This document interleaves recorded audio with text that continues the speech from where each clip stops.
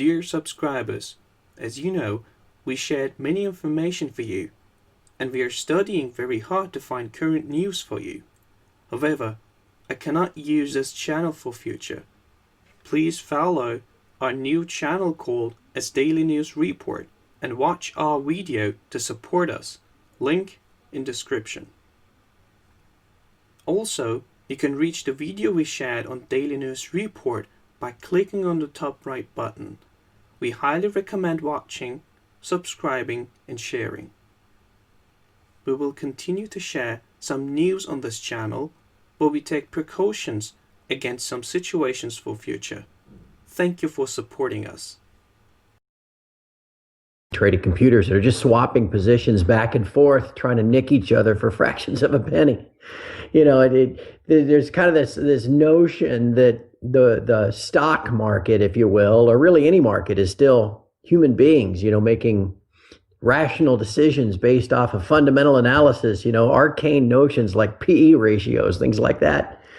When instead these algorithmic programmed high frequency trading computers just take their cues as to whether buy or sell stocks or index futures based off of several inputs. In the stock market, you can watch it on a daily basis. It's either tracking maybe the VIX index. In 2016, the S&P futures have often been tracking crude oil, which is really kind of a strange one. And then, of course, the key input is the forex pair of the U.S. dollar versus the Japanese yen. After the first of the year, Mother Felon raised rates back in December, at least raised the Fed funds rate. Every other rate's gone down. That increased the dollar, which put pressure on the Chinese yuan, which is pegged to the dollar. In early January, the People's Bank of China began to devalue the yuan, which then subsequently caused a rally in the yen. And that rally in the yen is what caused these computers to sell stocks. And that's how that all worked out. And now we're probably 10% off the lows. The Federal Reserve Open Market Committee is meeting here today, Tuesday, and again tomorrow, Wednesday, cranking out their what we call the Fed lines, 2:00 on Wednesday. And the stock market for the year now is only down 1%. So, gosh, I almost at this point wouldn't be surprised to see if they try to go ahead and jack rates again tomorrow. We'll just have to see. You think the economy at this point can take it if they jack rates? Because we see Europe, they're at negative. Japan, a couple months ago, they announced negative, and now it looks like they might be reversing. They might be saying negative interest rates are over at this point. Do you think the economy is strong enough to take another rate increase? Well, see, that's what's so funny about it, Dave, is, they allegedly raised the Fed funds rate, the very short end, by 25 basis points. But the 2-year note is down from where it was in December. The 10-year note was about 2.4%. Here it's now under 2. The 30-year long bond got up to 3%. Just recently was back down to 2.5%. And so all they've done is flatten the yield curve. And from any traditional economic sense, anybody that's listening to us that took Econ 101 in college, one of the things they teach you is as the yield curve flattens, which means that short rates get really close to what long rates are, that is a precursor of recession. So really all they've done is driven us that much closer. And again, in raising rates in December, they pumped up the value of the dollar because, negative rates are all over the globe. So if you want to find some kind of return on your investments, if you will, your fixed income investments, you almost have to do it in the U.S. Well, okay, so you got to buy dollars to do that. And so that's increasing the strength of the dollar, the value of the dollar. And then that bleeds over, like I said, to all these emerging market currencies, particularly China, that are pegged. They've pegged their value of their currency to the dollar. And that puts them under stress. And it really kind of has the Fed in a corner. And like I said, I would never have expected them to try to attempt this little game that they're playing here again in March. But now that somehow the stock market has managed to draw itself back to even on the year, I mean, I can almost see Mother Felon and her little board of goons sitting in a conference room somewhere this morning saying, well, hey, look, we raised rates and the stock market's basically flat. We can do it again. So we'll just see what they decide. We all know at this point that the market is completely manipulated. I mean, when you look at corporate earnings, when you look at the sales, and you look at the other economic indicators of what's really going on in the economy, like the Baltic Dry Index, manufacturing, and retail, the real unemployment numbers. I mean, it is a complete mess compared to if you're just looking at the stock market. That looks fantastic. But when you take the market today, and I'm discounting, whatever the high is, the way we're bouncing around on the top right now reminds me of 1929, 2001, 2008, right before everything fell apart. And it seems very similar. Oh, absolutely, brother. Let me lay this on you. We've been following this TF Metals report now since August, because it looked as if the market was beginning to roll over in August, and then it did. If you remember that Monday, August 24th, when the Dow only opened up down 1,000, right, and that was due to the circuit breakers kicking in. Well, prior to that, we were noticing the thing rolling over. And I've written a series of reports since then. In August, we talked about it. We called it a death candle on the monthly chart, a candle being a candlestick chart, and how what you mentioned, stock market rolling over, completing what had been a bull run in 2001 and again in 2008. And the rollover began with one of these big down months. August of 2015 was almost identical in total range and then total change to December of 2000 and in January of 2008. We said, okay, well, if this is going to start playing out as it has before, then what should happen next? Well, in January of 2001 and in the spring of 2008, we had a rally where it was kind of like a relief, where like people were like, oh, see, don't worry about it. Everything's fine. That was just an anomaly, just a little small correction. And that's exactly what we had, if you remember, last fall. And again, the bounce back in the S&P last fall was similar in range and in overall positive change to what we saw in January 2001 and May 2008. And we went, boy, that's when we went, oh boy, this is really starting to look the same. Well, now we should probably roll over.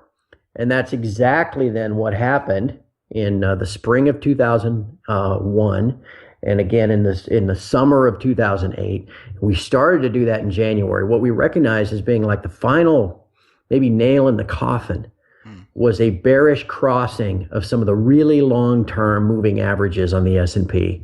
They bearishly crossed in, like I said, in the spring of 2001. They bearishly crossed in the summer of 2008. And man, that's when the bottom dropped out, and we ended up with almost a 50% correction. Well, they bearishly crossed at the end of last month as well. So are we, is history repeating itself? Well, almost exactly it is. But what you mentioned earlier is the caveat to all this is in 2001 and 2008, we did not have everything controlled by a computer. We didn't have this clear intention and desire by the central banks and their I guess we'll call it their servants, the primary dealers, to try to keep things afloat, to create this wealth effect, to try to keep everything going. So maybe they can hold it off and history won't repeat itself. But man, I tell you, the resemblance to the prior two market peaks is astonishing. Yeah, it really is. And at the same time, if we go back to December of 2015, we saw gold was around 1,050. And since that time, we've had major rallies in gold where it completely shot up.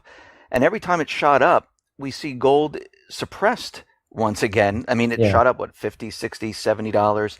Then it came back down, then it shot up again. And today, actually the last couple of days, we've been seeing gold really come down. But gold is up still, like $200 since December of 2015. Where do you see gold going at this point? Well, a lot of the gold market is also this high frequency trading. And a lot of gold's rally earlier this year was also linked to that rally in the yen. In fact, you can pull up long-term charts going all the way back to 2012 when gold seemed to disconnect from its long-term pattern of tracking the amount of U.S. debt and the U.S. money supply. You've probably seen some of those charts, Dave, where gold kind of tracks with, and all of a sudden QE3 begins and gold completely diverges. The debt and the money supply continues to grow and gold goes straight down. Well, at the same time that QE3 began, the Bank of Japan almost immediately got in there and they started devaluing their currency even at an even faster rate. And gold has tracked the yen.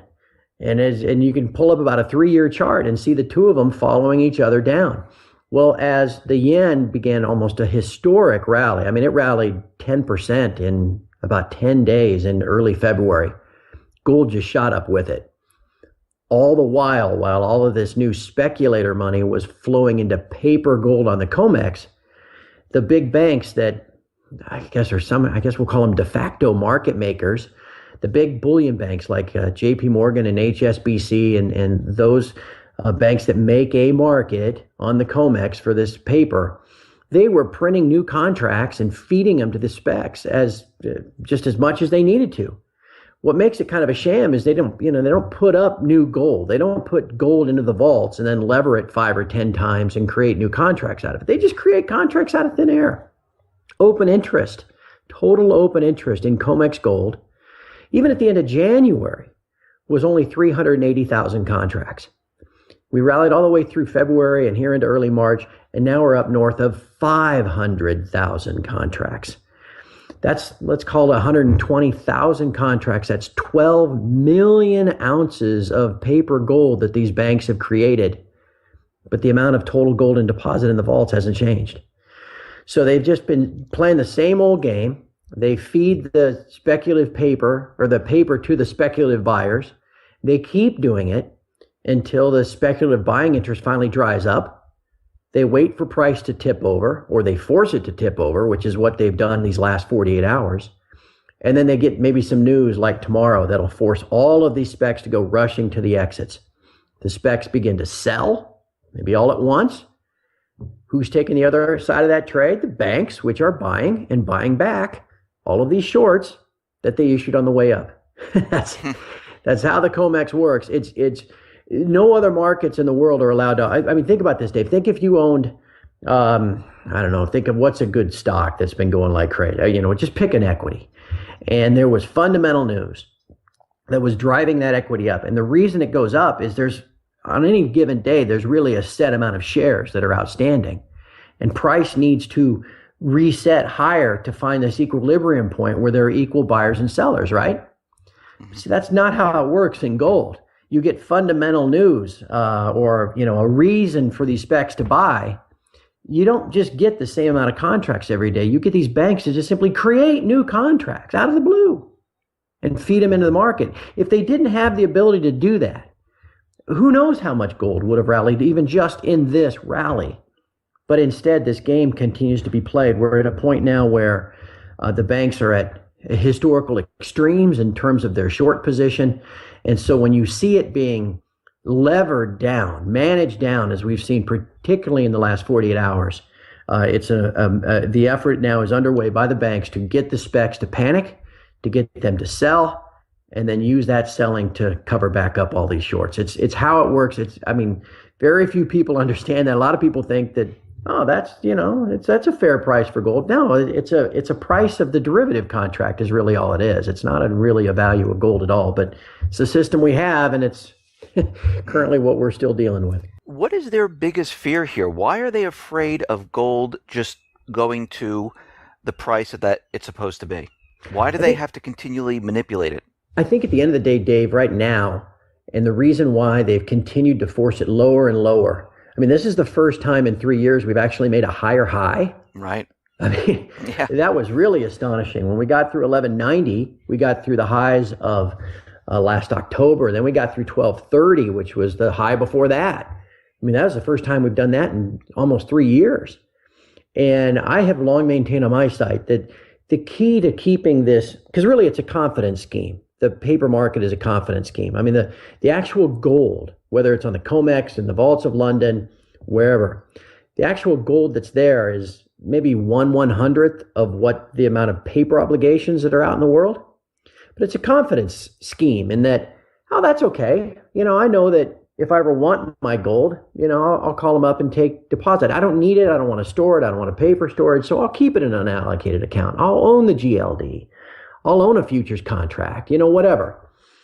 But when the time comes when there's a delivery failure, when suddenly all of the gold that's been absorbed by China and Russia and India, when all of a sudden these banks that are responsible for making these deliveries, all of a sudden can't make one.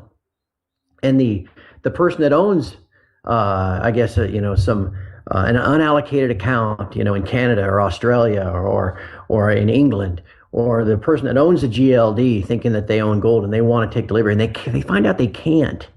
That's when this paper system, that confidence that you can take delivery, that's when it begins to disintegrate. And that's what they're afraid of. That's why they've kept price down, because they've somehow been able to manage these last 3 years to meet that almost insatiable demand of the East. But if Western investment demand returns, that's when they really get into trouble. And that's what they've been, because again, the key in the West, most U.S. investors, even in Europe, they only want to buy stuff that's going up, right? Right. No one wants to buy stuff on sale. They want to wait until it's already gone up 20%, 30% to buy. And so if you can keep the price trend going down, then you can keep sentiment down. If you can keep sentiment down, then you can keep physical demand down. And that's what they've been able to accomplish for the last 3 years. But in this move up, you've seen these now huge amounts of allegedly gold moving into like the GLD and all the other ETFs. You've got all these other stories about sales at the U.S. Mint, and lines around the block in London and all that kind of stuff. That's what they're afraid of. That's why they continue to short into it. One other thing, Dave, they've got to protect their proprietary position. Look at it this way. Remember the London whale? Yes. Okay, and he got buried under, $5 billion, $10 billion in losses, whatever it ended up being. It's not as if, if you think of JP Morgan, as this evil, nefarious organization, but they got all these different units and all these little trading desks and all these little whales, managing their own little fiefdom underneath the big umbrella. The London whale is the, most egregious example of that.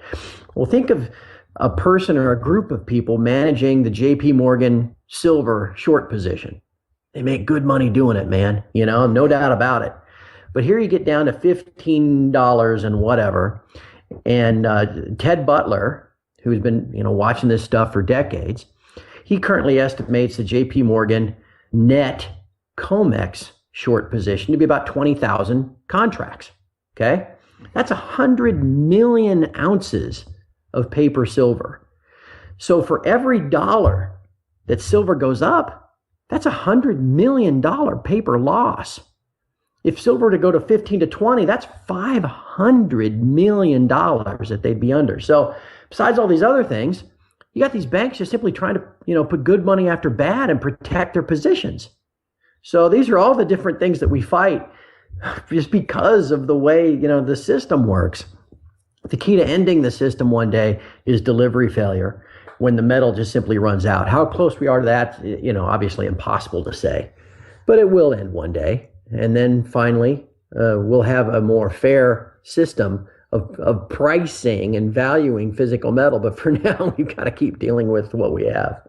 There's a couple things that are going to happen this year, like the yuan-based gold price fix, which is going to happen, I think, in April.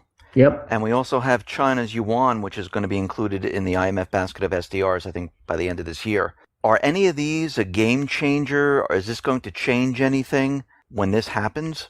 I don't think in the sense of you wake up overnight and you go, whoa, wow. Yeah. I don't think that, but it is evidence of this kind of ongoing shift. I mean, London has been the center of the precious metals universe now for over a century, right? Right. And there's this transition away from that. The Chinese are, they're communists as well, but they're also pretty smart people that think from a very long-term perspective. And history dictates that he who has the gold has the power. I mean, that's what's been plundered for millennia, right? When the Gauls move across, Europe or whatever, and they plunder and they take home the spoils and the gold and that kind of stuff. And that's who has the power. And then the Chinese recognize that. And so they've been accumulating. They haven't been exporting anything. They've been rapidly accumulating. No one believes their official stockpile number. When you really count into everything that they might have held by the government, by the central bank, by the citizens, everything else, it's only natural that they would eventually want to transition.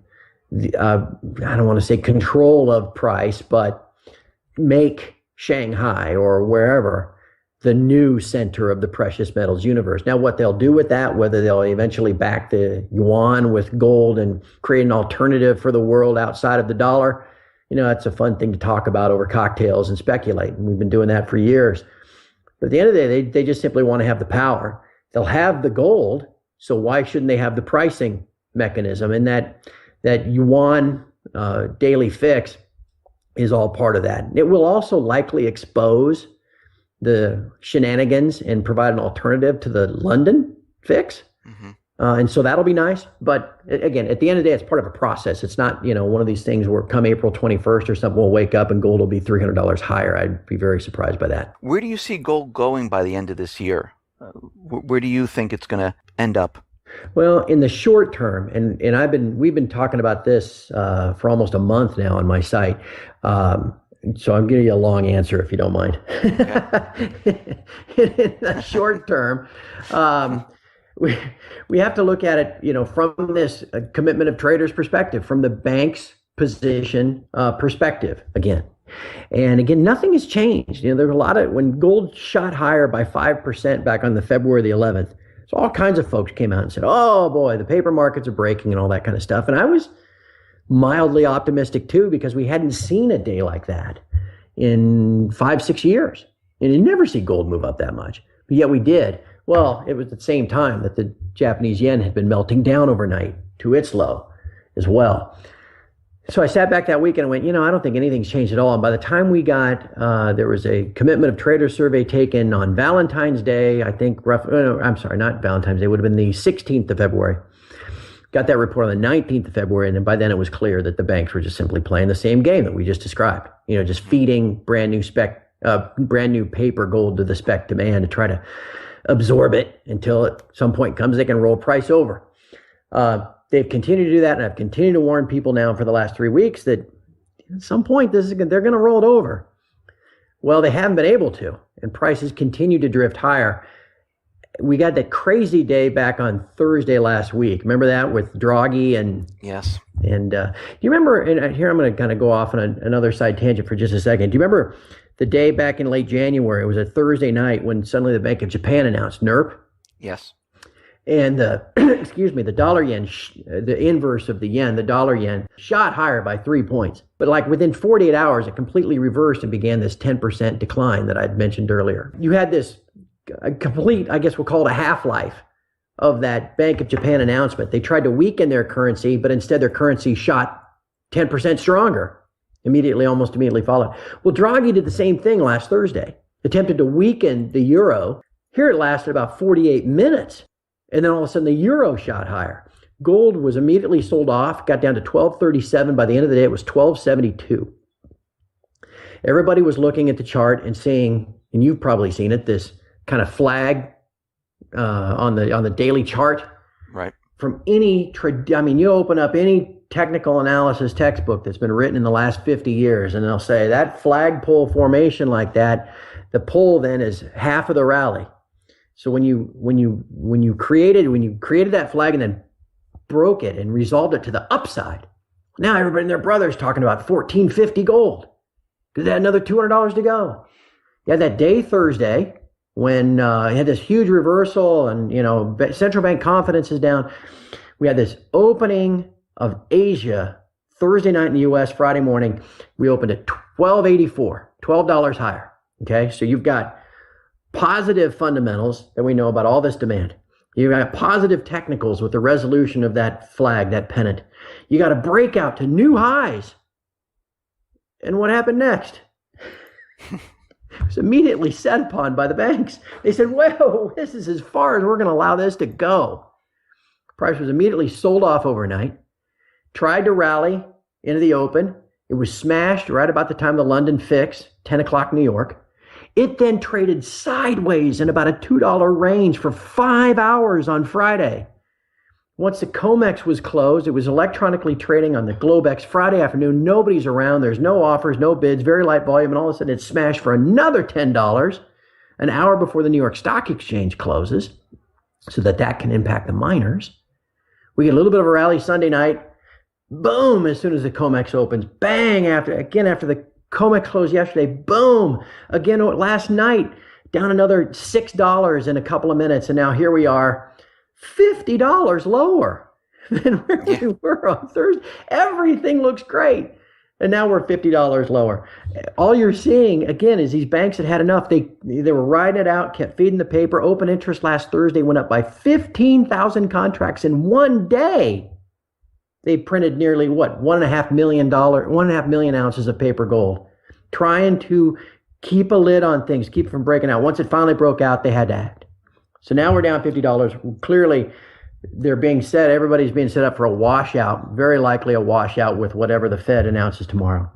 They're going to try to beat it back down to where the moving averages are way down. The 200-day moving average is way down, like $100 below here. You're going to try to at least get it back down there, I would imagine. But anyway, to ultimately answer your question, I think we have seen a sea change finally. We've seen a real sentiment change. And there's this decline, there's this loss of confidence in central banks that is kind of underlying all of this. I think ultimately keeps the banks on their heels. Absent a delivery failure, absent some kind of breakdown of this confidence scheme, it's going to be really hard to see gold shoot dramatically higher. But I also don't think we're going down to make new lows. All the people back at the beginning of the year saying, oh, gold's going, to triple figures. I don't see that happening either. It'll probably continue to be this 3 steps forward, 2 steps back. But, as we've been talking about for a couple of years now, anything under $1,200 is a pretty good buy. And that'll ought to continue to be the case. So on the economy right now, in your opinion, what do you see at this point moving forward? Do you think the economy is still on the trajectory that we're going to completely go into a recession? Some people say we're in a recession. Some people say we're in a depression already. Where do you see the economy at this point, and where do you think it's going to as we approach the end of this year? I don't think there's much chance it can improve as long as negative interest rates are so, that's the policy of the Bank of Japan and all across Europe.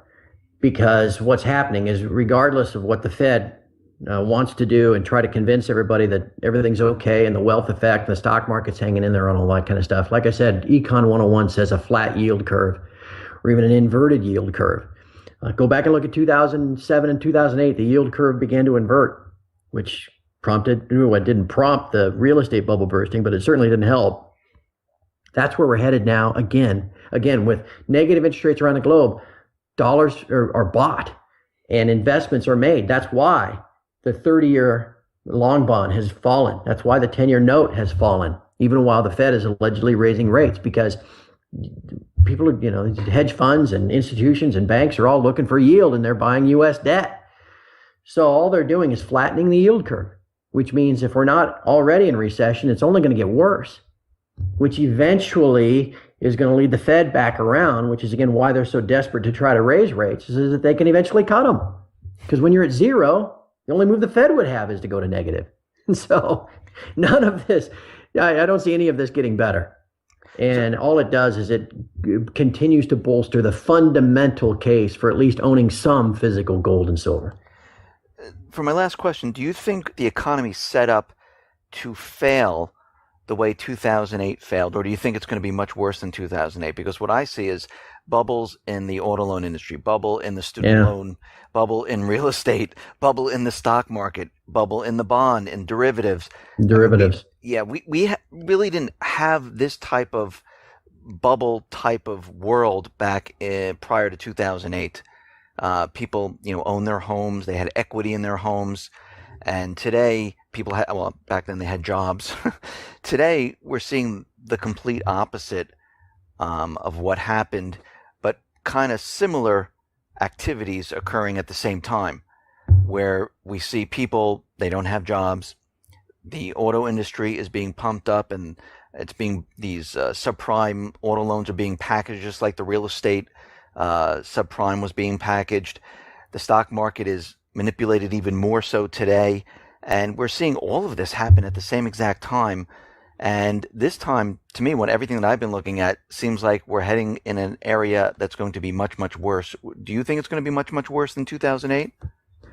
It really feels like the next time, what will they be able to do? Again, you mentioned derivatives, the size and the scope of that, and they'll say, well, one somebody's a party and somebody is a counterparty and it's all offset. No, that's no. And the size of it is so large that a meltdown, I mean, how are they going to do it this time? I mean, how many dollars can they print? And then there's this, what do they call it? Modern monetary theory that says, hey, as long as you are printing currency to monetize your own debt, what's the problem? And then there's like a whole people thought that was crazy 20 years ago. And now all of a sudden you're reading folks they're seriously analyzing that, thinking that that's okay. So we're probably very likely headed down that kind of path. Then especially if there's some kind of seize up of the system and derivative meltdown. And you mentioned all of the subprime, the student loan, the subprime auto. I mean, they're now selling auto loans where they'll if you're underwater in your car, they'll pay off that. And so now your it's a $30,000 car. You drive it off a lot, it's worth 20, but you owe 40. I mean, that's how they're perpetuating auto sales. I mean, it's just madness. And they can keep these plates spinning for a while, but eventually, gravity takes over. And so that's where we're headed. And again, against this madness, you've got to own at least some. You don't take all your money and put it all in gold and silver. Just want to take all your money and put it in anything. But you got to own some. And you must make sure that it is your own, that you can hold it in your hands and put it in your safe or wherever you keep it. Because if you own this paper stuff, if you have an exposure to gold, you don't got squat. And the day's going to come where the music stops and you're going to think you own gold and you don't. You're not protected. So while you can still lay your hands on it, you should be taking that time now to do it. Again, I don't know when all of these events are going to happen, but we're certainly still headed in that direction. And you just got to be using this time to prepare. Craig, thank you very much for being on the X22 Report Spotlight. Once again, how can people get in touch with you and see your work? The site is tfmetalsreport.com. We've been around for, 5.5 years now.